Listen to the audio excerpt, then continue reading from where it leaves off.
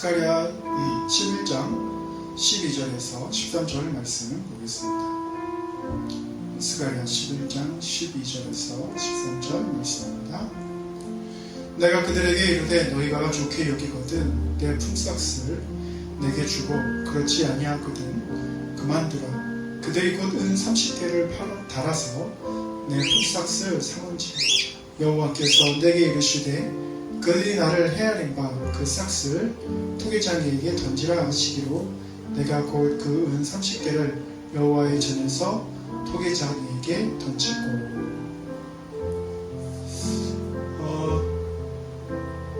1990년대에 기억하실지 모르겠지만 아마 지금도 있을 거예요. 승리재단의 영생교라고, 그래서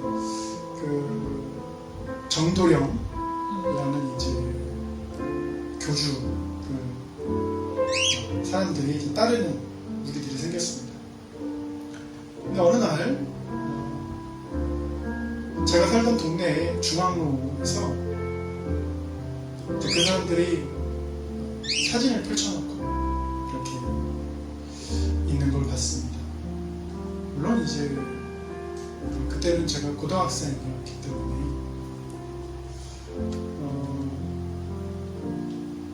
그런데 한 대학생이 이제 이런 이야기를 하는 거죠.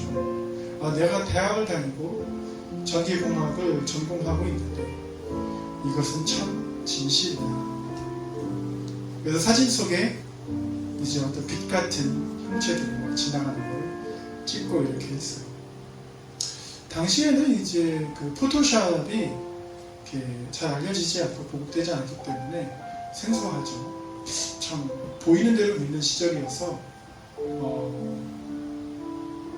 다미 선교회의 92년 재림설의 파동도 있었고, 근데 이제 그 전이에요. 그러면서 대학을 다니는 나도 이거를 믿는다. 이거 진짜 진실이다. 그 사람이 정말 확신을 차서 이야기를 하는 것을 보면서 의아해했습니다. 내가 보기에도 좀 이상한데 왜 이 사람은 이렇게 확신할까? 여러분, 이단에 빠지는 사람들을 보면 전체적인 시각을 갖기보다 자기가 보고 싶어하는 것을 봅니다. 그렇다면 이단만 그러느냐? 사실 또 그렇지 않은 것 같아요. 다른 종교도 있겠지만 예를 들어서 개신교, 기독교, 그 가운데에서도 이제 특정한 이데올로기를 쫓는 이제 교회들이 있습니다. 그런 교회들을 보면 자신들이 보고 싶어하는 것을 봐요. 어느 대형 교회가 어떤 카드를 가지고 있으면 코로나 바이러스에 걸리지 않는다고 했을 때에 물론 이제 의학에 종사하는 교수님이 얘기를 해서 담임 목사님도 그것을 믿고 광고를 했겠죠. 그러나 그 광고를 하자마자 그 교회뿐만 아니라 온 나라가 미디어를 통해서 참 어이없다라는 평가를 내렸습니다. 지금 인도발 델타 변이, 그래서 전 세계적으로 백신을 맞아도 이 델타 변이에 감염이 된 사례가 이제 속출을 하고 있습니다. 영국은 이러한 코로나19 바이러스하고 이제는 공생하겠다. 그래서 확진자가 나오면 나오고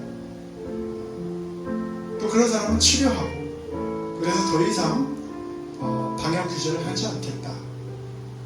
이제는 쉽게 말하면 포기하겠다. 이렇게 이제 이야기를 하고 있습니다. 지금 세종시는 확진자가 계속 늘고 있고요. 전에 들은 소식에 의하면 병상이 2개밖에 남지 않았다고 그래요. 그러면 이제 타 지역으로 이동을 해야 되겠죠. 확진자가 발생이 되면. 그러니까 우리가 신앙생활을 할 때는 어떤 사건을 볼 때에 편협한 시각으로 본다거나 유치원적으로 본다. 어떤 일부 하나의 사정을 가지고 확대한다거나 이러면 이제 오류에 빠질 가능성이 되게 높습니다. 근데 이제 여러분이 예를 들면 요즘 유행하고 있는 D마켓 중고 거래를 하시잖아요.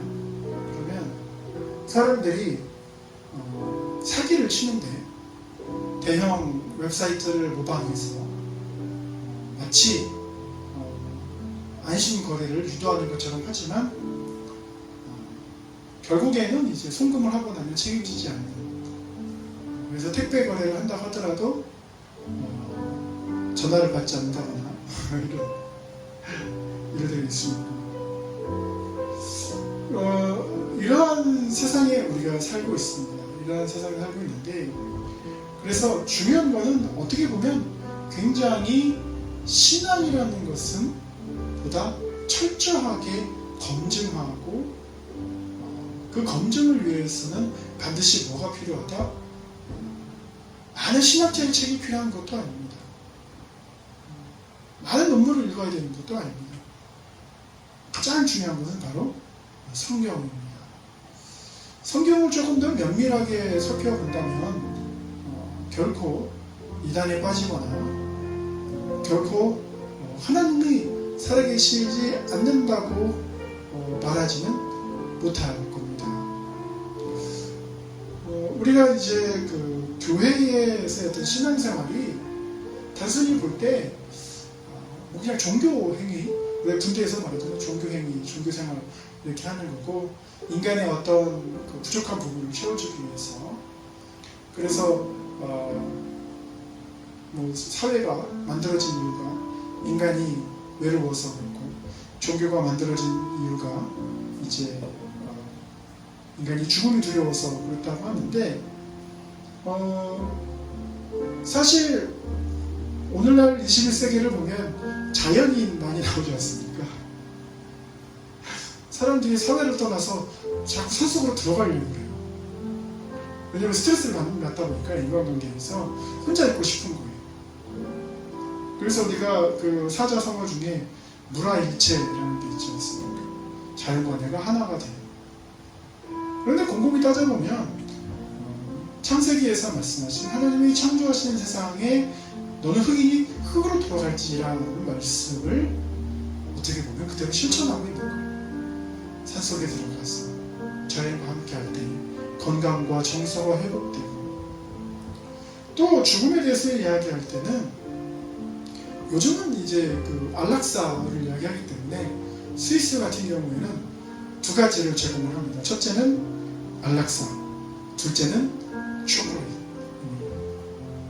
그래서 과거 19세기 때 죽음이 두려워서 종교를 만들었다는 계몽주의 학자들의 비판에 대해서 21세기를 보면 인간이 스스로 이제는 죽음을 선택을 해요.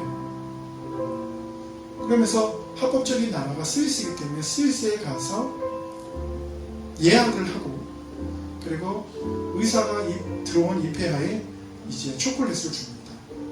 그래서 초콜릿을 입에 넣고 이제 초콜릿이 다 녹을 때쯤이면 이제 당신은 이 세상 사람이 아닐 겁니다. 그러면 그 사람이 뭐라고 합니까? 감사합니다 라고 얘기를 하고 초콜릿을 입에 넣으면 이제 IV 라인으로 약이 주입이 됩니다. 편안하게 가는 거죠.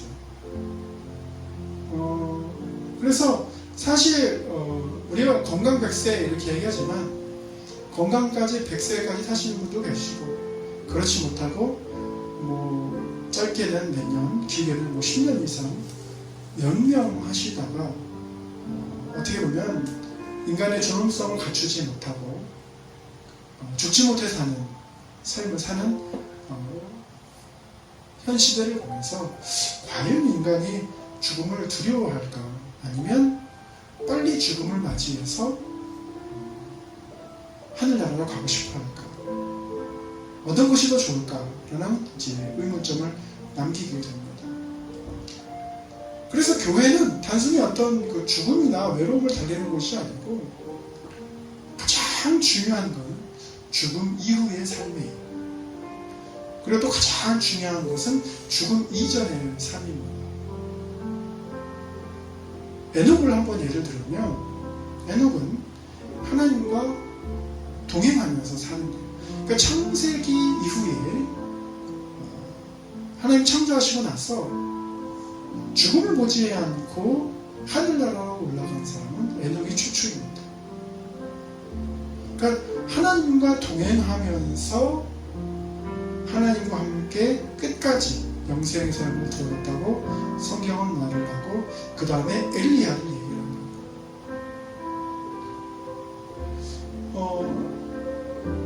하지만 오늘날 우리가 온전한 그 죄에서 구원을 받는다는 것, 구조를 받는다는 것, 죄의 유혹에서 구조를 받고 온전한 삶을 살아간다는 것, 그래서 죽음 이후에도 온전한 삶을 살아갈 수 있는 보장받는 그런 삶을 살아간다는 것. 그러면 철저히 검증해야 되잖아요. 성경을 철저히 읽어봐야 되잖아요.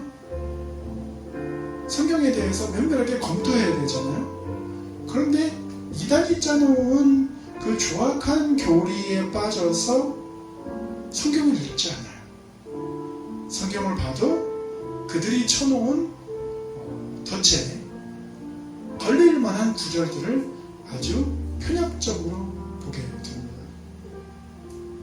오늘 본문 말씀 스가랴 11장 12절에서 13절 말씀 읽어드렸는데요. 과연 몇십 년 신앙생활 하시면서 이 본문을 과연 몇 번이나 보셨을까? 물론 가룟유다가 예수님을 팔아서 은삼십을 받았다 이야기는 아마 주일학교 때부터 들으셨을 거예요. 그러나 그러한 사건이 예수님 오시기 500년 전에 이미 예견되었다라는 말씀을 스가랴 선지자를 통해서 하나님이 하셨다. 여러분, 그 예수님이 태어나실 장소를 초신성의 인도함을 통해서 베들레헴으로 가고 그거를 동방 박사들이 보고 따라오고 이런 것들은 사실은 어떻게 보면 문학적이죠. 물론 이제 천체물리학이라든지 점성학이라든지 이런 거 따져보면 충분히 여러 가지 논문들이 나올 수 있는 이야기지만 중요한 거는 스가랴 선지자 같은 경우에 오늘 11장 12절에서 13절에 나오는 은삼십 이야기는 여러분 돈은 어떻게 해야 됩니까? 정확해야 되죠. 우리 일반인들은 사실은 돈에 대해서 뭐 이렇게 민감하고 정확해야 되나? 계산이 정말 면밀해야 되나? 뭐 이런 생각을 하실 수 있지만 은행에 근무하시는 분들 하루에 일과를 정리를 하면서 금액이 맞지 않았을 때 과연 퇴근할 수 있을까? 자기가 변상하든지 아니면 원인을 찾아내야 되는데 그것을 그냥 대충 하고 넘어갈 수 있어. 그러지 못하죠. 금액이 정확해야죠. 일정까지. 성경에서는 예수 그리스도가 메시아라는 사실을 아주 정확하게 은30 이야기를 꺼내면서 그렇게 배신당할 것이다 라고 말씀해 주고 있습니다. 여러분, 예수님과 이단들의 교주의 차이는 뭔 줄 아세요? 예수님은 배반한 제자들을 위해서 십자가에 달리시지만 이단의 교주들은 배반한 신도들을 죽입니다. 자기가 죽지 않아요. 자기가 세운 조직의 붕괴를 염려해서 자기를 배반한 신도들을 묻습니다. 그래서 초반에 말씀드렸던 영생교회 정도령 같은 경우는 자신들을 배반한 신도들을 다른 중간급 간부들을 보내서 망치로 때려 죽여서 산에다 묻는 거예요. 그러니까 어떻게 합니까? 그 간부들이 나중에 이제 PD 수첩을 통해서 밝혀졌을 때 당신이 묻으려 하는 사람들 여기에다 묻었다 라고 하면서 영상을 찍어서 제보한 일이 있습니다. 모두가 자기가 하나님이라고 하고 자기가 예수님이라고 하고 자기가 어떤 신적인 존재라고 이야기를 하지만 결국에는 그 영혼들을 결코 하나님께 인도하지는 않죠.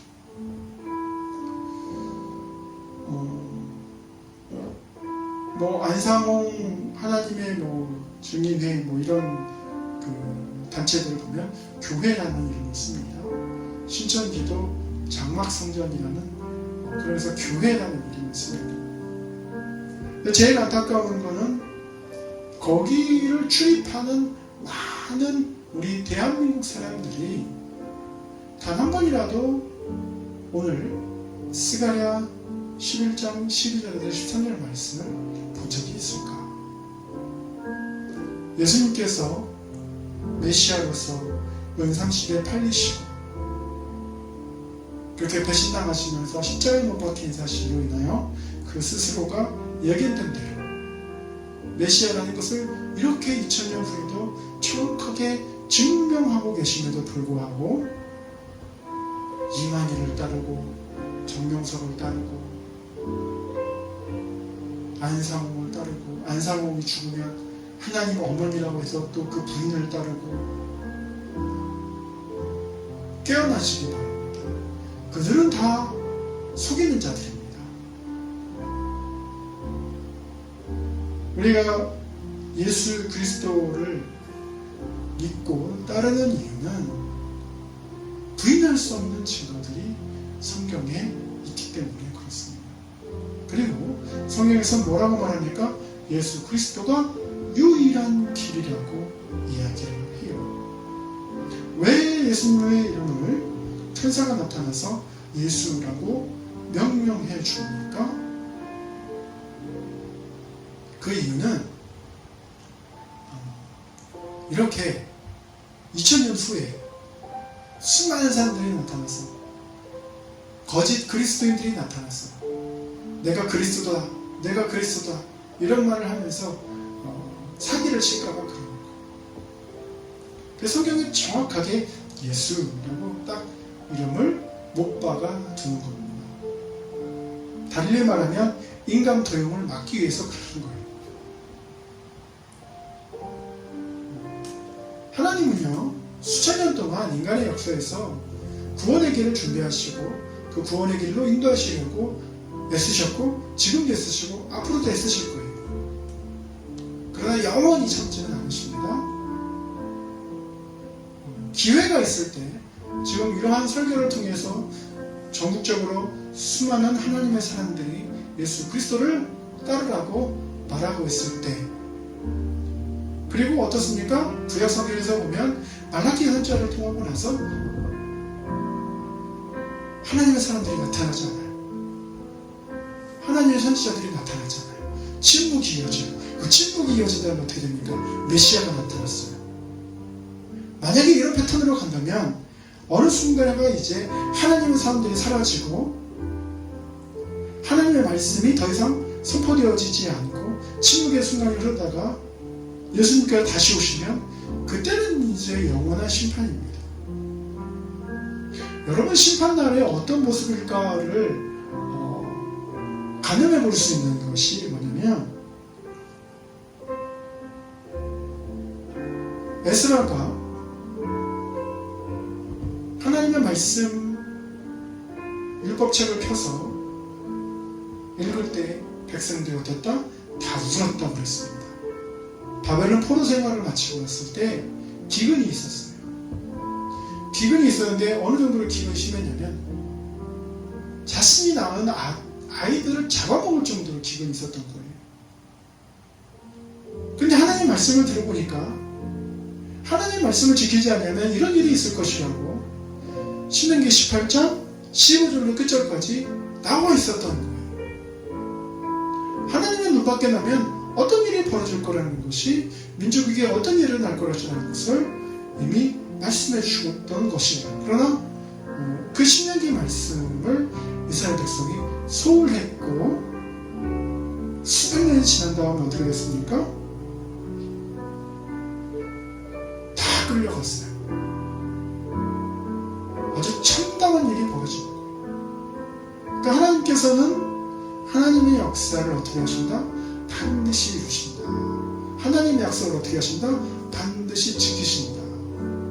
스스로 공의롭고 신실하신 분이기 때문에 반드시 이단들의 교주들을 어떻게 하신다? 벌하신다. 지금도 이단으로 인해서 자녀분들을 빼앗기신 가정 위에 하나님의 의로하심이 임하시기를 기도합니다. 지금도 이단에 들어가서 고통받고 있는 영혼이 있다면 다시금 하나님께 돌아오시고 벗어날 길을 달라고 구하십시오. 지금 육신을 건사하는 문제뿐만 아니라 내 영혼의 문제도 굉장히 큽니다. 사회학에서 귀신 들린 자를 인정하지 않습니다. 심리학에서 귀신 들린 자를 인정하지 않습니다. 스키조프레니아라든지 어떤 심적인 상태라든지. 하지만 성경에는 어떻습니까? 분명히 귀신 들린 자가 있어요. 분명히 심판이 있고 천국이 있고 지옥이 있고 영생이 있습니다. 이건 어느 세상 학문에서도 말해주지 않는 거예요. 왜요? 그들은 그러한 학문을 펼치는 이론가들은 성경을 면밀히 보지 않기 때문에 그렇습니다. 반대로 지난 2000년 동안 수많은 신학자들이 검증하고 또 검증하고 또 연구해봐도 어떻다? 오직 예수 그리스도만이 진리구나 하면서 다들 어떻게 해요? 항복하는 거예요. 항복하는 거예요. 두 손 들고 주께 오니 주여 받아 주시옵소서. 우리가 다시 예수님께 항복하고 돌아올 때입니다. 오늘 스가랴 11장 12절로 13절 말씀에 예수님이 어떻게 팔리실 건가를 정확하게 얘기해 주시고 있어요. 이것은 마치 지구를 23.5도 싹 기울어 주시게 하시고 태양에서 지구까지의 거리를 정확하게 해주셔서 인간이 살 수 있도록 만들어준 그런 환경을 제공하신 하나님의 그 정확성처럼 우리에게 정확하게 말씀을 해주고 있어요. 오늘 이 시간 영상을 시청하시는 많은 분들 중에서 꼭 내가 주님께 돌아가야겠다, 예수님께 돌아가야겠다 라고 결심하는 분들이 있다면 성령께서 힘주시고 위로해 주시기를 예수님의 이름으로 축원합니다. 기도하겠습니다. 걸어가신 하나님, 용기를 허락하여 주시고 위로함을 허락하여 주옵소서. 이단에 빠져있는 우리 영혼들, 자녀들 주님께 다시 돌아올 수 있도록 하여 주시고 나사렛 예수 그리스도의 이름으로 속이는 영이 떠나갈 수 있도록 하여 주시옵소서. 이 땅 가운데 내가 그리스도다라고 거짓말하는 거짓의 영이 예수 그리스도의 이름으로 떠나갈 수 있도록 하나님 인도하여 주셔서 온전히 이 민족이 예수 그리스도를 잘 섬기는 민족 될 수 있도록 하나님 축복하여 주옵소서. 예수님의 이름으로 기도드립니다.